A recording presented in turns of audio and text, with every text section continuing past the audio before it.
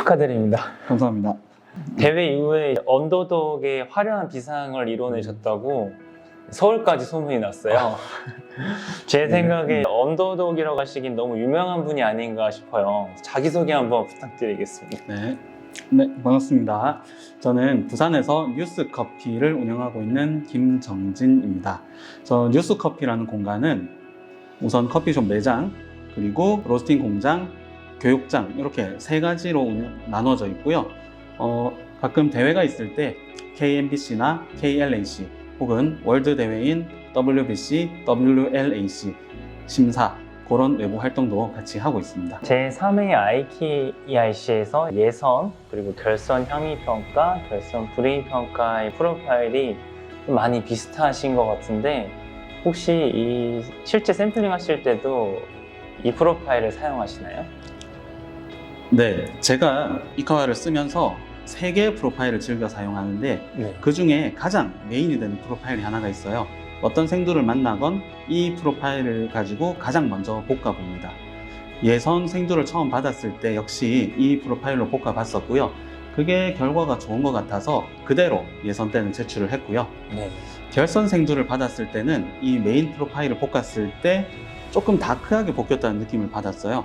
그래서 제가 서브로 사용하는 두 가지가 이 메인 프로파일을 중심으로 조금 다크한 것, 조금 라이트한 것 이렇게 세 가지를 쓰고 있거든요. 그래서 결선 생두는 이 가장 메인이 되는 프로파일로 볶았을 때 조금 다크하다고 판단했기 때문에 이것보다 조금 더 라이트하게 볶이는 라이트 프로파일을 이제 결선에 그대로 제출을 했습니다. 결선의 향미평가 그리고 브루잉평가 이 두 가지는 동일하게 라이트 로스팅된 프로파일을 제출했습니다. 그럼 이 프로파일을 완성하시게 된 계기나 혹시 어떻게 완성하셨는지 프로파일에 대해서 자세하게 설명해 주실 수 있을까요? 이카와 로스터기를 사용하시는 모든 분들이 아마 저랑 비슷하게 생각을 하실 것 같아요. 제가 이카와를 출시했을 때 처음에 구입하지 않은 이유, 그리고 몇 년 후에 구입하면서 목표였었던 그 목표, 아마 많은 분들이 공감을 하실 겁니다.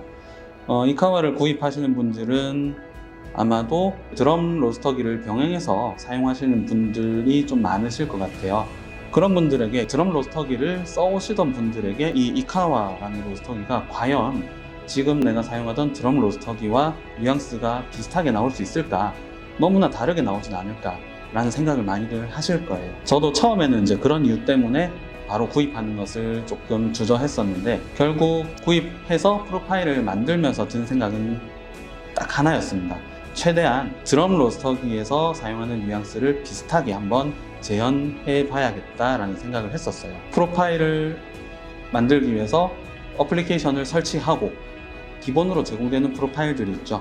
그 4개 프로파일들은 전부 다 배기 온도를 기준으로 만들어져 있습니다.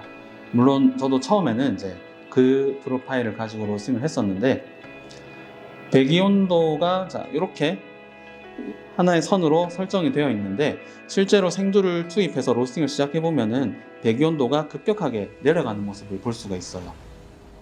이 모습을 보면서 이게 드럼 로스터기에서의 터닝 포인트를 찾아 나가는 과정이다 라고 저는 생각을 했거든요.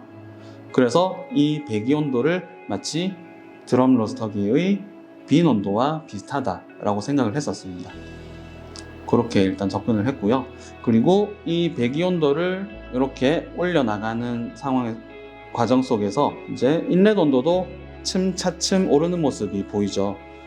제일 초반기에는 배기 온도가 낮아지는 동안 이 차이를 극복하기 위해서 인렛 온도가 엄청나게 높게 나타나는 모습을 볼 수가 있어요. 그래서 올라갔다가 다시 이렇게 안정을 찾아서 슬금슬금 올라가는데 저는 초반에 인렛 온도가 많이 높아지는 이 구간이 너무나 싫었던 거예요. 우리가 드럼 로스팅을 하면서 초반에 불을 끄는 분들의 얘기는 가끔 들을 수가 있는데 초반에 화력을 아주 강하게 주다가 다시 불을 좀 낮춰가지고 로스팅을 진행하는 분들은 아마 뭐 계실 수도 있겠지만 많지 않을 것으로 생각됩니다. 그런 점이 이 이카와 로스터기와 일반 드럼 로스터기를 좀 다르게 만들어주는 부분이라고 생각을 했거든요. 그래서 저는 이 인렛 온도에 조금 더 집중을 하기 시작했어요. 인렛 온도의 기울기가 조금 완만할 때와 인렛 온도의 기울기가 조금 가파를 때의 차이를 마치 드럼 로스터의 기준으로 화력이 조금 낮을 때, 조금 높을 때, 자, 이런 개념으로 접근을 해보니까 저의 드럼 로스팅 스타일과 이 이카와 로스팅 스타일을 조금 매칭시키기가 좋았던 것 같아요. 그래서 여러모로 테스트를 해보면서 지금 제가 사용하고 있는 기준 프로파일은 제가 예선에서 제출했었던 프로파일이고요. 이 프로파일로 볶았을 때 이것보다 조금 오버로스팅 되었을 때 쓸 수 있는 라이트 로스팅. 실제로 기준 프로파일과 이 라이트 프로파일이 15초가 차이가 나요. 네.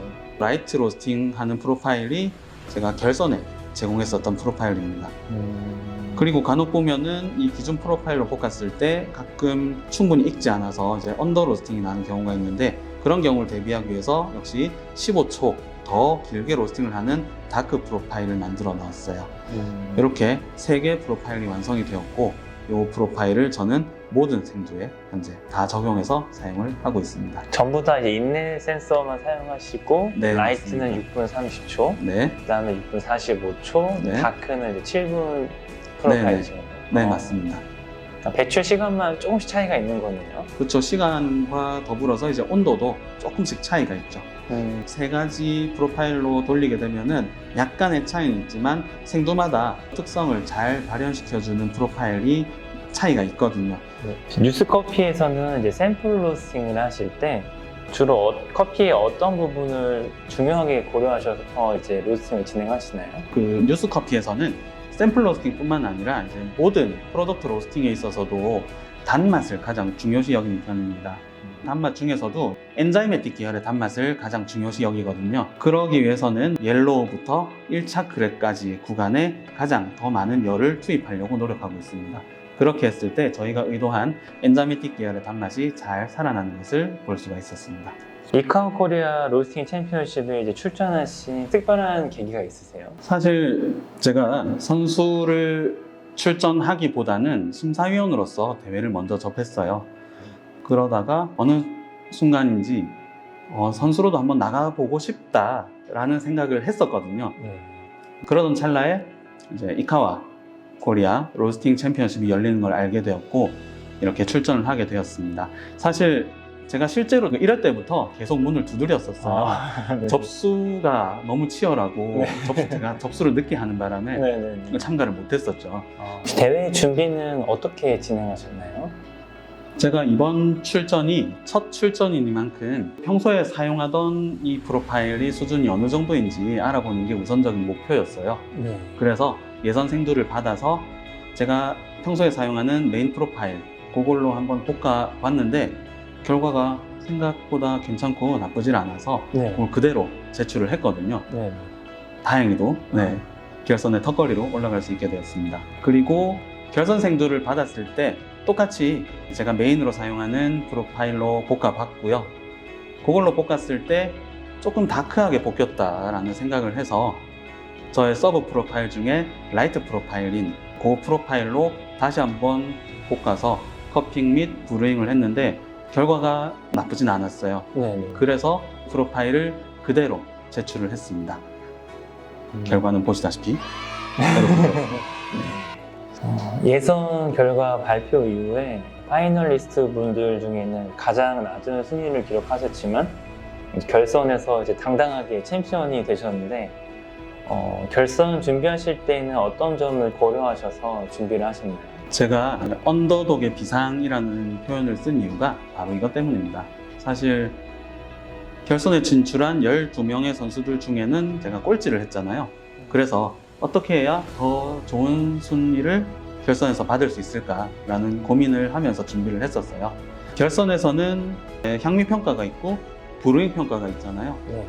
제가 처음에 애초에 이 대회를 나갔던 목적대로 이제 향미평가 같은 경우에는 평소에 제가 쓰는 프로파일이 과연 어느 정도 수준일까 그거를 알아보기 위해서 이 프로파일을 제출한 거기 때문에 저는 브루잉 평가에 조금 더 집중해야겠다 이렇게 생각을 했습니다. 규정집을 살펴봤을 때 향미 평가가 100점 그리고 브루잉 평가가 5점 점수 차이가 너무 커가지고 과연 브루잉을 잘하는 게 의미가 있을까라는 생각을 처음엔 했었는데 나중에 예선 결과를 다시 한번 살펴보니까 예선에서 1위를 한 선수와 예선에서 12위를 한 저 이 사이에 점수 차이가 3점밖에 안 나는 거예요. 그러면은 불응이 평가 5점이 더해진다면은 얼마든지 높은 순위로 올라갈 수 있겠구나라는 판단을 하게 됐죠. 그래서 브루잉에 조금 더 집중을 하게 됐었던 것 같습니다. 무엇보다도 중시했던 거는 물. 네. 제가 이 공간에서 연습할 때 사용했었던 그 물을 그대로 사용을 해야겠다라고 판단을 했어요. 네.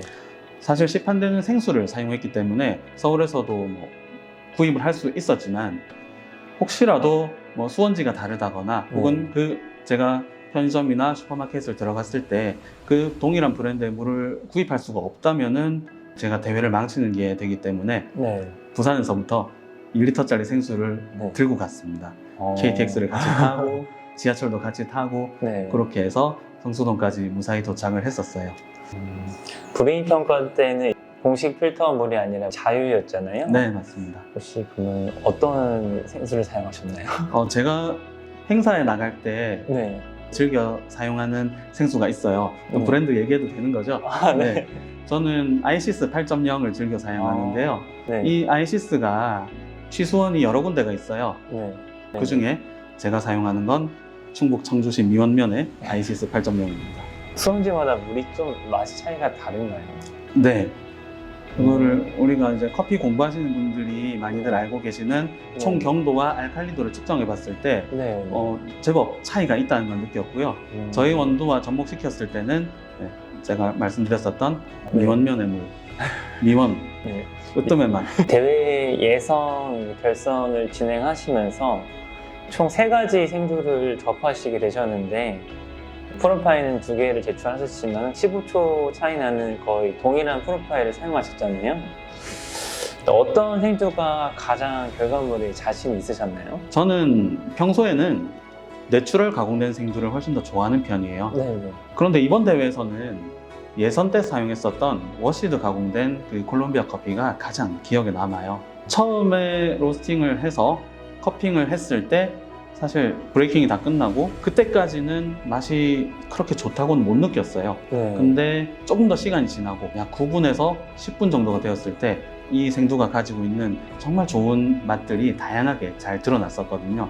그래서 이 프로파일이면은 결선은 무조건 간다 라는 생각을 하면서 프로파일을 제출했었습니다. 대회를 준비하시면서 좀 기억에 남는 순간이 있으신가요? 사실 저는 결선을 진행했던 그날이 가장 기억에 많이 남는 것 같아요. 브루잉 평가를 진행하면서 첫 번째 추출을 끝내고 이제 이 커피를 맛을 보고 그 다음에 2번째 추출에 들어가야겠다 이렇게 계획을 하고 있었는데 맛을 너무 오랫동안 봤나 봐요.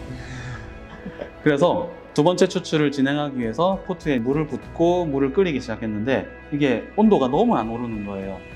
이제 평소에는 제가 이 안에 따뜻한 물을 다시 채워서 핫워터 디스펜서에서 나온 따뜻한 물을 채워서 다시 끓이니까 이 정도 시간이면 되겠다라고 생각을 했는데 그날은 제가 가지고 간 생수를 포트에 바로 부어서 끓이는 형태다 보니까 물이 너무 오랫동안 끓는 거예요. 힘들었습니다. 내년 대회 준비하실 분들은 이제 내년에 파이널리스트 분들은 반드시 첫 번째 추출이 끝나면은 바로 물을 부어서 물부터 끓이고 그 다음 테이스팅을 하시기를 권해드립니다. 그래서 물이 너무 안 끓어가지고 정말 조마조마했거든요. 이제 시간은 점점 카운트다운이 돼가고 펠로우의 특징을 좀 활용하기로 했습니다. 이 펠로우의 특징이 한 93도 세팅이면은 89도나 90도쯤까지는 빠르게 끓다가 그 순간부터 목표 온도까지는 천천히 끓는 경향이 있잖아요. 오버히팅을 방지하기 위해서죠. 그래서 저는 그 순간에 바로 목표 온도를 확 올려버렸어요. 98도 정도로. 그랬더니 93도까지 그나마 좀 빠르게 올라가 주더라고요. 그래서 빠르게 포트를 집어들고 추출을 시작했습니다. 그 결과 겨우겨우 시간 안에 커피를 제공할 수 있게 되었습니다. 그리고 또 하나는 브루잉 평가에서는 4명의 선수와 3명의 심사위원 이렇게 총 7명이서 맛있는 커피 한 잔을 뽑는 그런 형태였잖아요. 그때 저는 제 커피를 찾아야겠다라는 생각보다는 그냥 맛있는 커피를 골라야겠다라는 생각으로 이제 4잔의 커피를 딱 한 번씩 맛을 보고 맛있는 커피에 제 스푼을 놨는데 마지막에 결과를 보니까 이 잔이 제 잔인 거예요. 오. 그래서 저는 그 순간이 정말 너무 기분이 좋았습니다. 대회를 준비하시면서 혹시 어떤 분들이 도움을 많이 주셨나요? 제가 이렇게 대회 출전이라든가 심사 활동 그리고 외부 행사 같은 거를 나갈 수 있는 건 모두 이 뉴스커피를 든든히 지켜주시는 직원분들이 계신 덕분입니다. 우선 매장을 지켜주시는 저의 여친님이신 박재 바리스타님, 그분이 안 계시면은 제가 밖으로 나갈 수가 없어요. 우리 사장님이신 박재 바리스타님이 너무나 손님들에게 살갑게 잘 대해주시기 덕분에 제가 이렇게 잘 다닐 수 있다라는 생각을 하고 있고요. 그리고 2020년 KCTC 3위 입상에 빛나는 염할린 로스터, 역시 지금 로스팅을 아주 잘해주고 있기도 하지만 무엇보다도 같이 커피를 맛볼 때 상당히 도움이 됩니다. 아주 뛰어난 미각을 가지고 있기 때문에 네. 그 친구의 도움이 없이는 제가 이렇게 좋은 커피를 할 수 있었을까라는 생각도 하고 있고요. 네. 무엇보다도 예선 커핑을 할 때 처음에는 저는 이 프로파일이 적절하지 않다고 생각을 했어요. 네. 근데 야말린 로스터가 조금 더 기다려보자, 괜찮아질 것 같다라는 제안을 해줬고, 그래서 저도 좀 더 시간을 두었다가 맛을 보게 되었고 네. 이 프로파일을 선택하게 된 겁니다. 마지막으로 제3회 이카 코리아 로스팅 챔피언십 우승 소감 부탁드리겠습니다. 뉴스 커피라는 이름은 NEWS 말 그대로 이렇게 북동서남이라는 뜻을 가지고 있습니다. 그 이름에 걸맞게 저희 뉴스커피 이름을 북동서남 전국 방방곡곡에 떨칠 수 있는 계기가 되어서 정말 너무 기쁘게 생각합니다. 이런 결과들을 저 혼자 가져가는 게 아니라 이제 저의 본업이 교육이니만큼 이런 로스팅 결과물, 그다음에 로스팅 과정들 모든 것들을 교육 속에 잘 녹여서 전국적으로 보다 높은 문화가 형성될 수 있도록 교육에 더 이바지하도록 노력하겠습니다. 감사합니다. 네, 감사합니다.